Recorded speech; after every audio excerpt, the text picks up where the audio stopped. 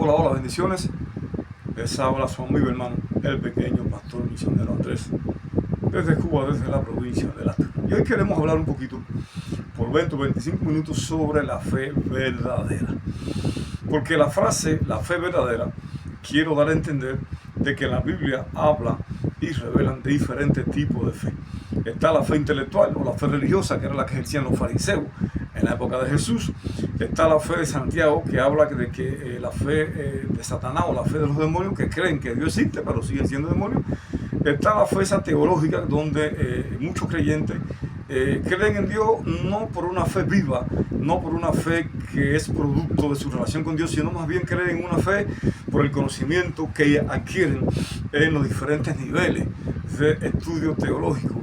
Y está la fe, lo que yo llamo la fe verdadera, la fe bíblica, la fe que nos da la salvación. Y se habla también de una fe sin obras. Y quiero más bien puntualizar en este tipo de fe sin obras, que la mayoría de la fe es el tipo de fe que hoy estamos ejerciendo dentro de la iglesia. El propósito de esta reflexión es que cada uno de nosotros analicemos en qué tipo de fe estamos creyendo. ¿Por qué mi ministerio no florece? ¿Por qué la iglesia no prospera? ¿Por qué mi vida espiritual, si yo soy un creyente que creo que soy fiel a Dios?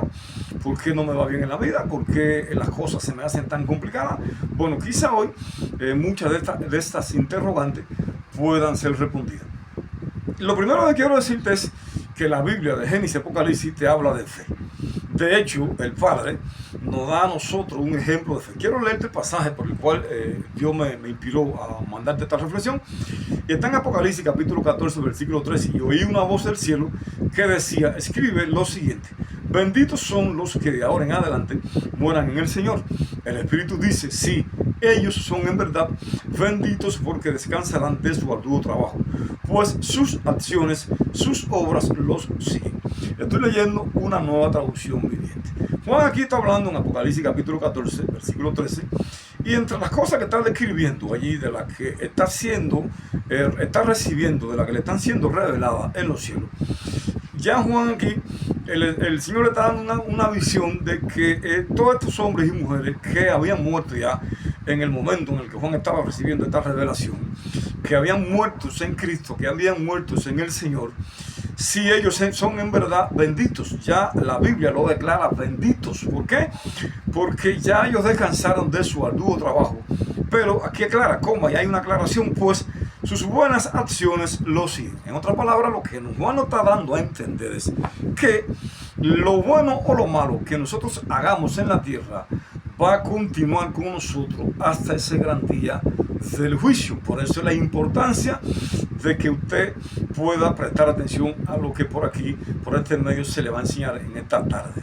En otras palabras, pues sus buenas acciones, sus buenas obras lo siguen. Es decir, que después que yo muera, aún todo lo bueno y lo malo que yo hice en esta vida presente seguirá conmigo hasta ese día en el que yo tendré que dar cuenta a Dios, en el que los libros serán abiertos y allí aparecerán las obras buenas y malas que yo hice, por la cual yo seré juzgado, por la cual yo seré analizado y por las cuales yo seré recompensado o seré avergonzado. Entonces, la Biblia nos enseña que desde Génesis hasta el Apocalipsis, que la fe sin obras es una fe muerta.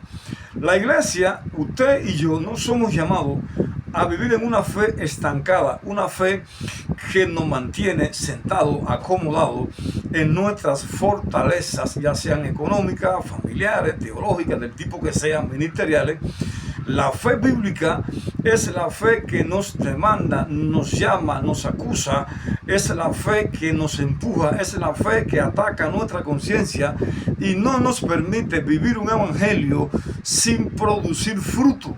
Tristemente, de un 100% de la iglesia, un 80%, o antes, hace unos 25, 30, quizá algunos años más, era un 80%. Hoy, las últimas encuestas que se han hecho, de un 100% de cualquier congregación, pequeña o grande, un 90, un 95% no aporta nada, no produce nada. Son como el zángano de la colmena, que no produce nada, no hace nada. Son como no quisiera que me malinterpreten, pero son como virus o insectos que lo que hacen es chupar vida más que producir vida. La Biblia nos llama no a chupar vida, la Biblia nos llama a producir vida. Juan capítulo 15, hay 3 o 4 pasajes en el que la Biblia nos demanda que Dios nos redimió para producir frutos, y muchos frutos, porque nuestros frutos son los que glorifican al Padre.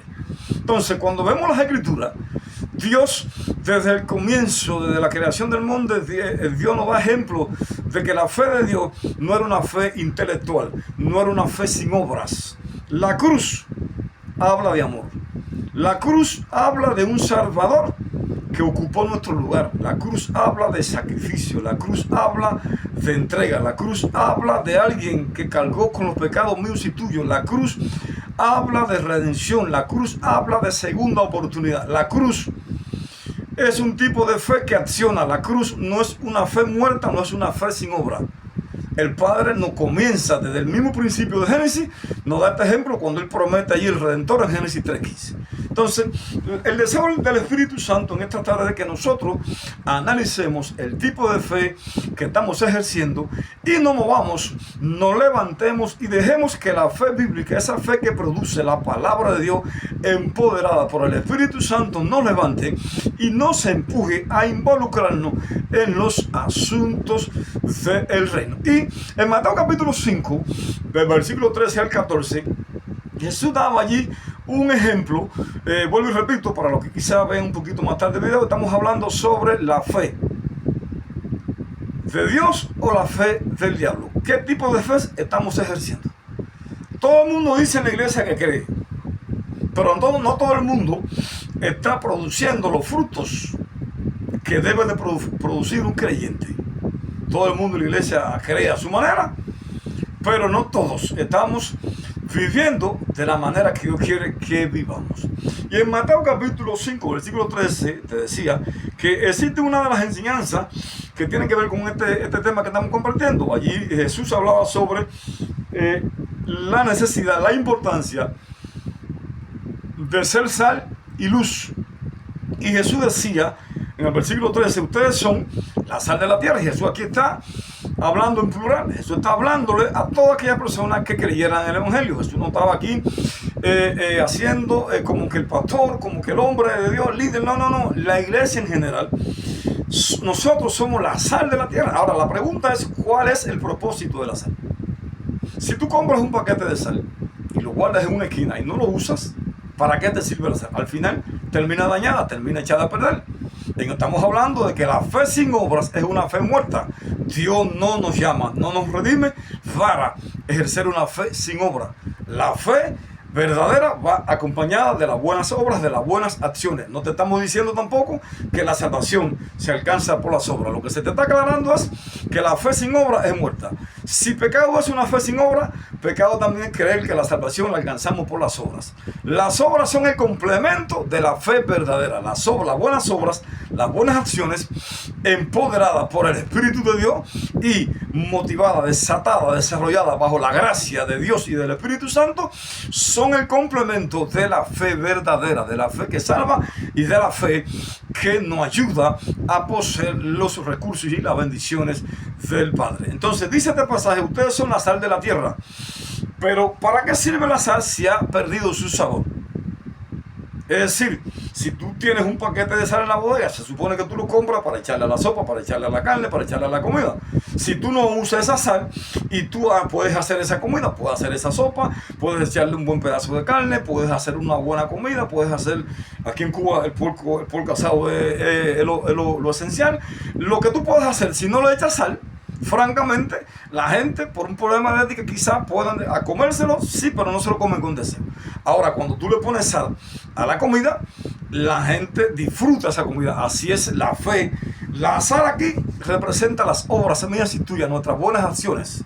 Si nosotros no le ponemos buenas acciones y buenas obras a nuestra fe, entonces es una comida sin sazón. No me ha de extrañar porque hoy se le predica el Evangelio a tanta gente y nadie quiere saber de Dios, nadie quiere saber del Evangelio. Porque los portadores del mensaje, estamos hablando de un Evangelio que no conocemos y ni siquiera tampoco creemos.